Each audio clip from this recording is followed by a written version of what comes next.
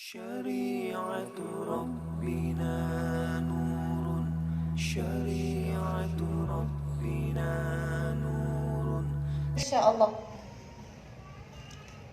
ikut ambil bagian dalam pembelaan terhadap agama Allah Subhanahu wa ta'ala.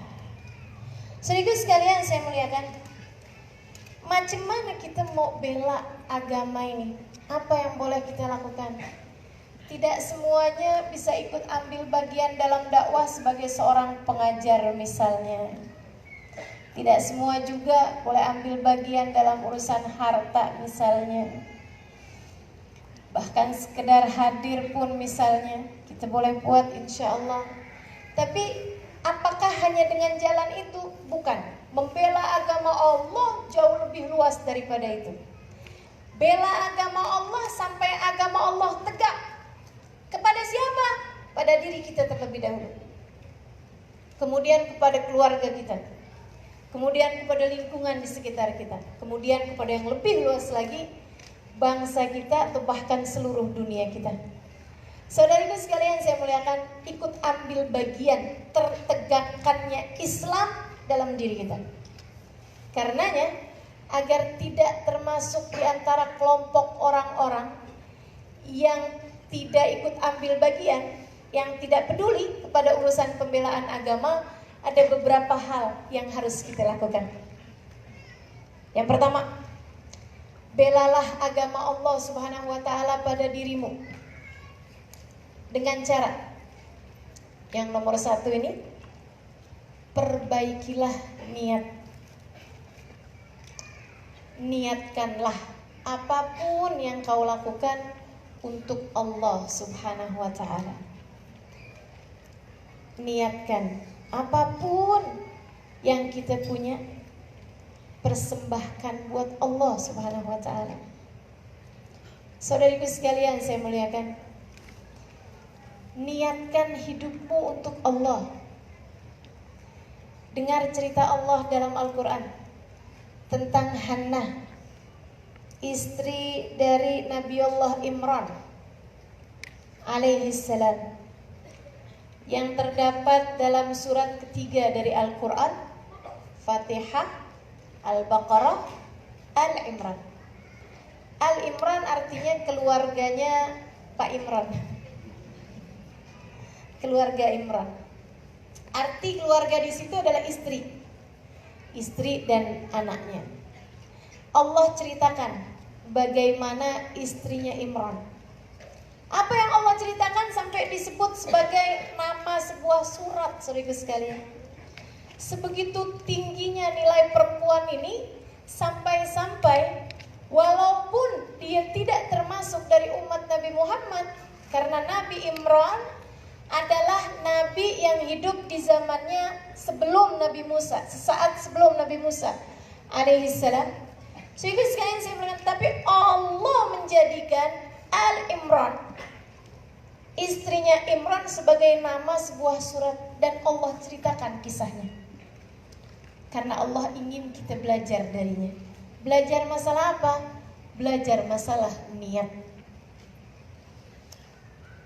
إذ قالت امرأة إمران أعوذ بالله من الشيطان الرجيم إذ قالت امرأة إمران إذ قالت امرأة إمران tatkala istrinya Imran berkata, إذ قالت امرأة إمران inni,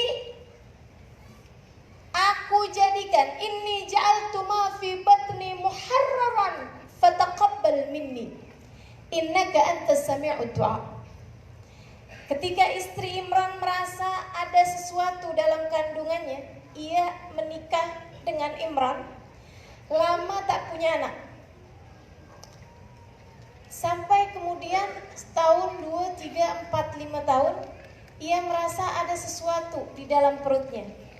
Sesudah beberapa saat tak juga dapat menstruasi, ia kemudian berkata, Ya Allah, aku jadikan apa yang ada dalam kandunganku ini muharraran, persembahanku untukmu, terimalah ia di sisimu ya Allah. Idh qalat imra'atu Imran, Rabbi inni nadhartu laka ma fi batni muharraran fataqabbal minni. Ya Allah, aku niatkan apa yang ada dalam kandunganku ini persembahanku untukmu. Terimalah ia dariku ya Allah. Dia tak berkata macam yang biasa disampaikan oleh perempuan hamil pada umumnya. Ya Allah, jadikan anak saya nih lahir comel, lahir matanya biru. Padahal emak bapak tak ada yang matanya biru. Kalau lahir matanya biru kan dicurigai anak siapa nih. Masya Allah.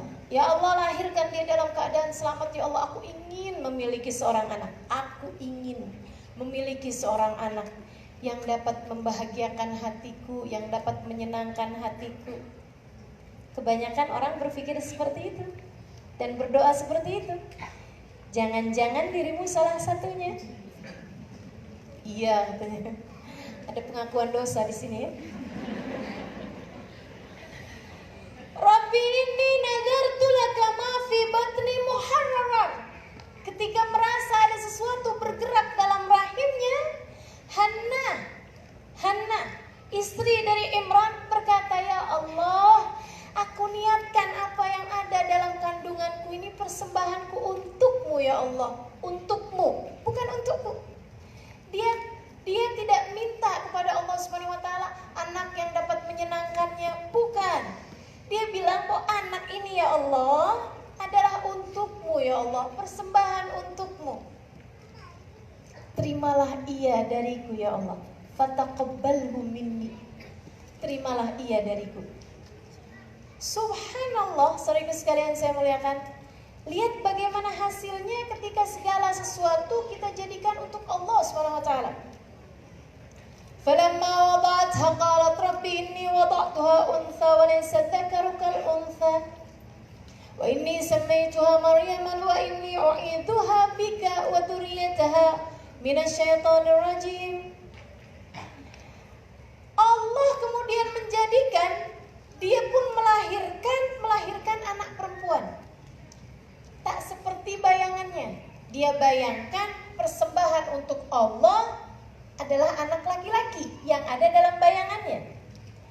Anak laki-lakinya akan dia didik, akan dia besarkan dengan baik, kelak ia menjadi penjaga Baitul Maqdis, Masjidil Aqsa. Tapi ternyata lahir anak perempuan. Anak perempuan tak mungkin jaga masjid, karena ada masanya dia datang bulan, kan begitu ya. Walaysa dzakaru kal untha, anak perempuan tak sama dengan anak laki-laki. Namun bukan berarti anak perempuan tidak bisa menjadi mulia seperti laki-laki. Justru kisah ini menceritakan kepada kita bahwasanya di mata Allah laki-laki dan perempuan tak ada bezanya.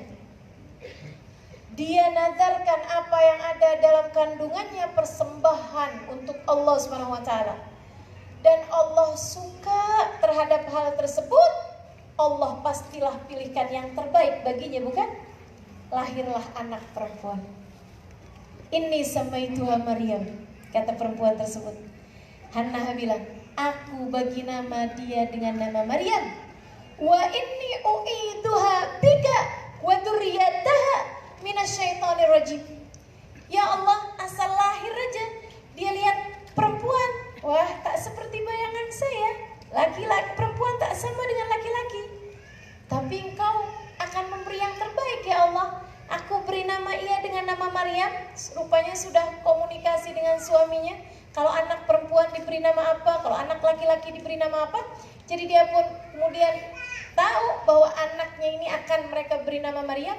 Wa inni u'iduha bika wa dzurriyyataha minasyaitonir rajim.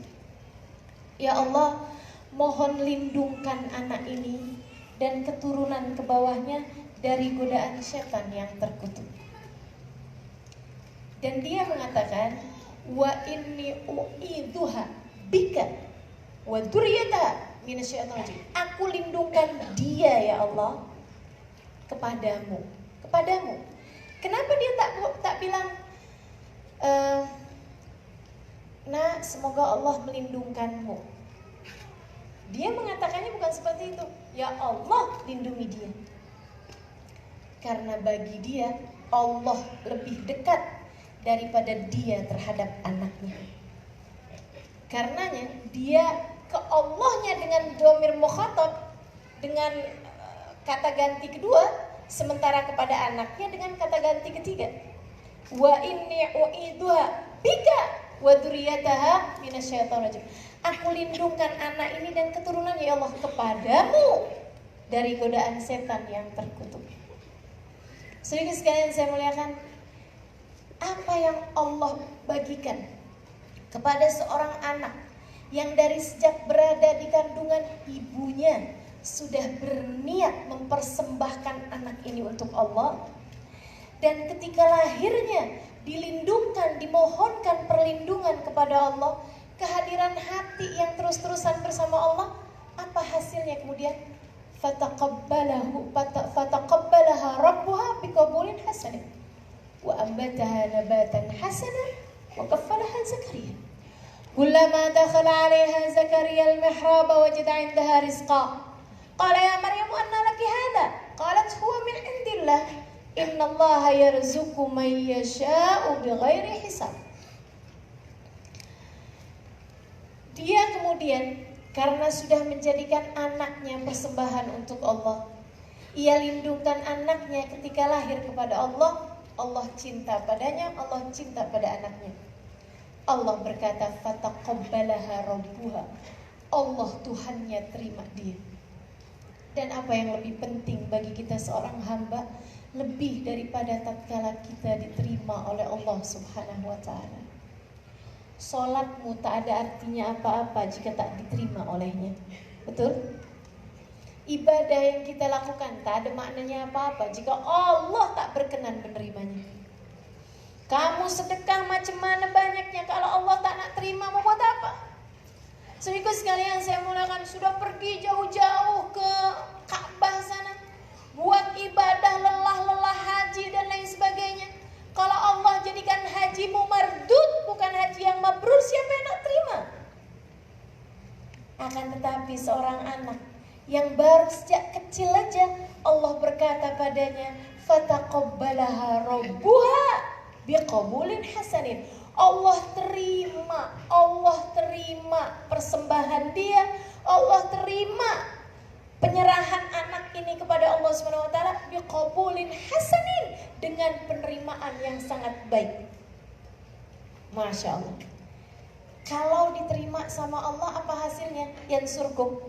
In tansurullah yansurkum. Apa nih yansurkum yang Allah Subhanahu wa taala berikan kepada Maryam, anak bayi ini? Kata Allah Subhanahu wa taala, wa ambataha Allah nabatan hasanah. Allah kemudian tumbuhkan dalam hati anak ini benih-benih kebaikan. Saudaraku sekalian saya muliakan, ada anak yang baru lahir saja sudah Allah tumbuhkan benih-benih kebaikan. Sebagaimana ada anak yang baru lahir saja, naudzubillah min dzalik, Allah sudah tumbuhkan padanya benih-benih keburukan. Benih kebaikan Allah tanamkan dalam diri anak tersebut. Masya Allah, menjadi ahli ibadah, menjadi seorang perempuan yang hatinya mulia. Sampai kemudian kedua orang tuanya memilihkan pengasuh yang baik, wa kaffalaha Zakaria. Ini pula lah pentingnya pengasuh, pentingnya anak bersekolah dengan guru-guru yang baik. Wa kaffalaha Zakaria. Zakaria kemudian memelihara dia. Zakaria kemudian menjadi pengasuhnya. Oleh Nabi Zakaria, Sayyidah Maryam ditaruh di tempat yang tinggi, dibuatkan rumah pohon. Tak ada yang boleh naik ke atas sana melainkan dia dan kedua orang tuanya. Sampai di usia 10 tahun, 11 tahun, kullama dakhala 'alaiha Zakaria al-mihrab wajada indaha rizqa. Satu ketika Nabi Zakaria lihat di situ ada buah-buahan di dekat tempat ibadahnya Sayyidah Maryam. Heran, tapi tak tanya apa-apa. Kali lain lagi Nabi Zakaria naik lagi, ada buah-buahan yang lain pula. Kali ini jadi sesuatu yang mengherankan karena buah tersebut tidak pada musimnya. Nabi Zakaria pun bertanya, "Anna laki hada?" Wahai Maryam, dari mana kamu dapat ini, nak, buah ini? Sayyidah Maryam kemudian bilang, "Huwa min indillah." Bukankah semua rizki dari Allah? Innallaha yarzuqu man yasha' bighairi hisab. Kata pamannya, "Maksud kamu bagaimana, nak? Semua rizki memang dari Allah, tapi maksud kamu gimana kamu cara mendapatkannya?" Saya tadi sedang terbayang buah melon. Rasanya segar kalau saya makan buah melon kali ini. Saya pun kemudian angkat tangan, "Ya Allah, saya nak melon." Allah kemudian bagi buah tersebut di hadapan saya. Masya Allah, buah dari surga. Karenanya tak pandang musim. Sedang musim panas, sedang musim dingin, dia minta melon ada aja. Tapi saya yakin tak akan pernah minta durian. Ya Allah, saudaraku sekalian saya muliakan, ini Sayyidah Maryam, Allah jaga. Kenapa? Niat baik ibunya. Niat jangan pernah remehkan, saudaraku sekalian. Coba kembali kita kepada diri masing-masing. Saya punya apa dalam kehidupan ini? Allah bagi kepada saya apa? Allah bagi kepada saya waktu. Adakah sudah kupersembahkan waktu itu untuk Allah? Allah bagi kepada saya pemikiran. Apa yang seringkali saya pikirkan? Adakah pemikiran tersebut untuk membela agama Allah, atau saya sibuk membela dunia saya sendiri? Saudaraku sekalian saya muliakan, Allah bagi kepada saya kecerdasan. Misalnya, berpikirlah, adakah kecerdasan yang kau punya sudah kau persembahkan untuk Allah? Adakah kecerdasan yang kamu punya sudah kamu persembahkan untuk agama Allah?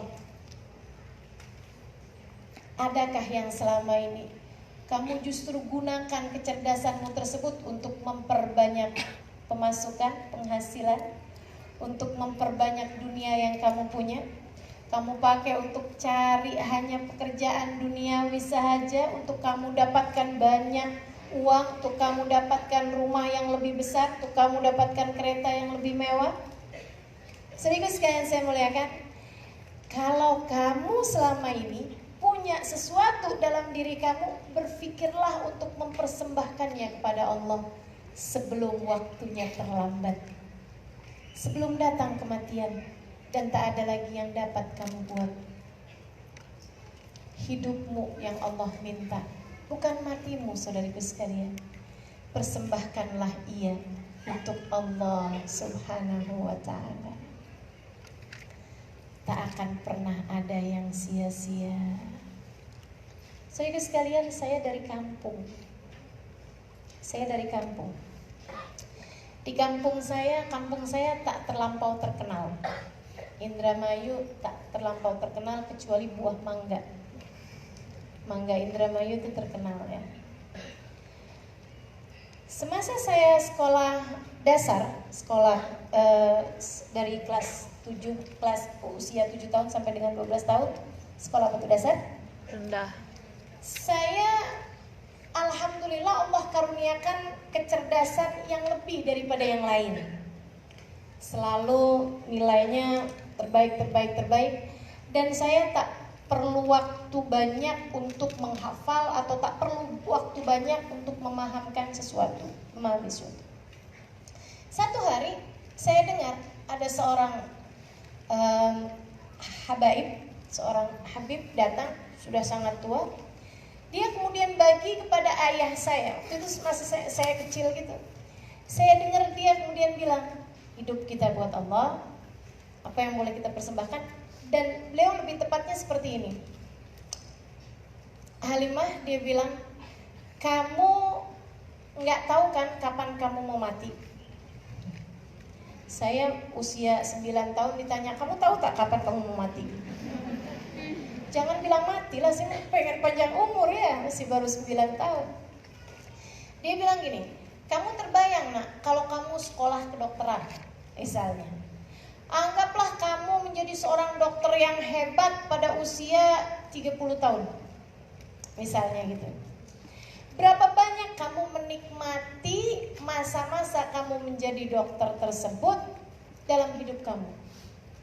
Karena mohon maaf teman-teman sekalian, dokter tuh kalau udah di usia di atas 60 tahun kita curiga. Kalau nak tulis resep, apalagi kalau dia mau suntik jarum kan, jangan sampai tangannya udah gemeteran.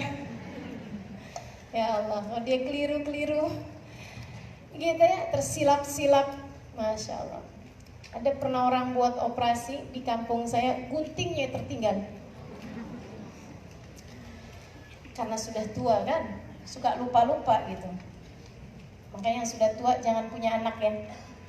Takut masa orang jenguk lupa di mana taruh anaknya. Saudara sekalian, saya muliakan. Ketika dia kemudian berkata seperti itu, saya jadi mikir gitu. Iya juga ya. Dia bilang, kamu sangat cerdas, kamu sangat mampu berpikir. Bagaimana jika kamu punya kecerdasan itu buat Allah saja, sehingga nanti kalau kamu masuk ke dalam alam kubur kamu tak menyesal. Kalau kamu pendek umur kamu tak menyesal. Oke. Saya pun kemudian memutuskan untuk saya nak belajar di pondok pesantren. Sampai-sampai saya memutuskan untuk belajar pondok pesantren, kepala sekolah datang ke rumah kami karena tak setuju. Masa saya kecil, anak yang belajar di pondok pesantren pilihannya dua, anak yang degil sangat atau anak yang bodoh sangat. Dan saya tak dua-duanya. Saya degil tapi tak sangat. Sehingga sekarang saya muliakan, tapi saya sudah betul. Sampai ketika abah saya tanya, nah abah nih sampai didatengin kepala sekolah karena kamu mau masuk pondok pesantren. Gimana ya nak? Gimana kalau kamu gak usah masuk pondok pesantren, kamu belajar aja, belajar kedokteran atau belajar ilmu bangun rumah atau belajar apa gitu. Saya sampaikan kepada ayah saya, abah nih kan nanti di hari akhirat bah, abah akan dihisab atas apa yang saya lakukan. Iya sih, kata abah gitu. Kalau abah udah masukkan saya ke pondok pesantren, kalau abah ditanya bagaimana kamu mendidik anak kamu, udah saya taruh pondok pesantren ya Allah. Kalau dia bandel juga, udah bukan tanggung jawab saya lagi. Abah saya bilang, bener, udah dah, pesantren sama pesantren. Masya Allah. Saudara sekalian saya muliakan, saya kemudian berpikir gitu, saya ingin mempersembahkan apa yang saya punya untuk Allah SWT dan Rasulnya. Saya pelajarin hadis Nabi, saya belajar hukum dalam Islam, belajar semua hal saya pelajari. Saya pelajarin bahasa Arab, saya pelajarin. Sampai bertahun-tahun, sampai berangkat ke negeri Tarim, sampai kemudian saya belajar dan mengajar juga di sana, sampai saya pulang. Sampai sekarang alhamdulillah saya ternyata tak pendek umur. Karena sekarang umur sudah panjang, dah 40 tahun nih tahun ini. Saudara sekalian saya muliakan, namun tak ada yang saya sesali dari keputusan saya untuk menjadikan apa yang saya punya persembahan buat Allah Subhanahu wa taala. Saya sampaikan ini karena saya berharap bahwa apa yang telah terjadi kepada saya dapat menjadi pembelajaran buat kawan-kawan sekalian. Jangan takut urusan dunia, Allah bagi kepada saya berlebih.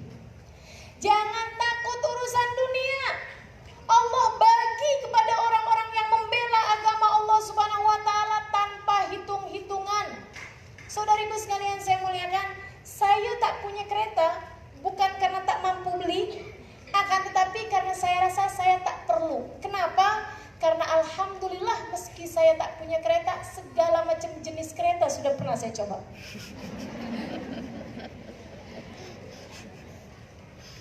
Walaupun saya punya kereta di Jakarta sekalipun misalnya, saya kalau ke Malaysia tak akan bawa kereta saya. Masya Allah, saya pun di sini pakai kereta ini, pakai kereta itu. Allah manjakan luar biasa dunia saya. Masya Allah. Saudara sekalian, jangan pernah takut mempersembahkan sesuatu untuk Allah SWT. Yang punya harta, guna hartamu untuk jalan dakwah ini. Yang punya pemikiran, guna pemikiranmu untuk jalan dakwah ini. Yang boleh tulis, silahkan tulis. Saudara sekalian saya muliakan, saya tulis buku Bidadari Bumi, Pilar Cahaya, Muhasabah Cinta, Tutur Hati, semua saya tulis. Saudara sekalian saya muliakan, alhamdulillah berapa banyak hati-hati yang terketuk ketika membacanya. Berapa banyak jadi sebab hidayah bagi orang lain. Dengannya saya berharap akan nanti di hari akhirat saya bawa ini sebagai bekalan saya.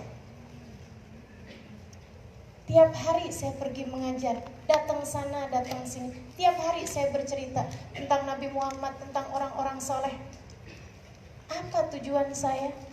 Nanti kalau ada sesuatu terjadi kepada saya di hari akhirat, rasanya tak mungkin Nabi Muhammad membiarkan saya.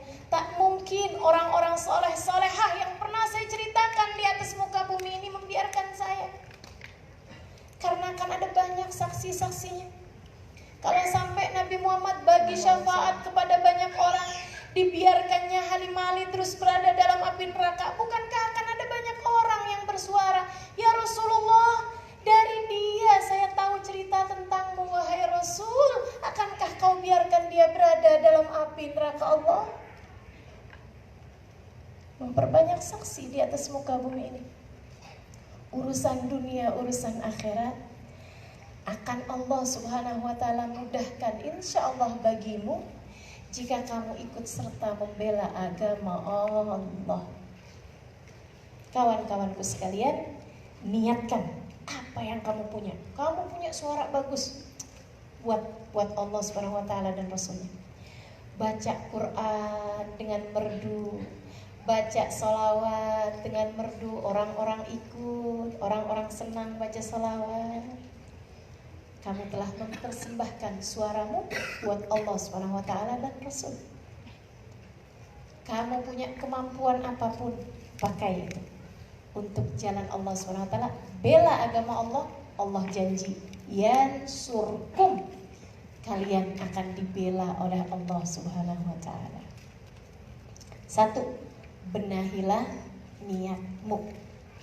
Jadikan apa yang kamu punya persembahan untuk Allah Subhanahu wa ta'ala. Cara itulah kita membela agama Allah. Hidupmu bahkan, waktumu bahkan, persembahkan buat Allah Subhanahu wa ta'ala. Ada masa kita tak boleh nak pergi majlis, tak ada majlis misalnya, duduk buat Allah. Apa? Baca Quran. Fahami makna-maknanya Al-Quran. Duduk berzikir, sebut nama Allah Subhanahu wa ta'ala.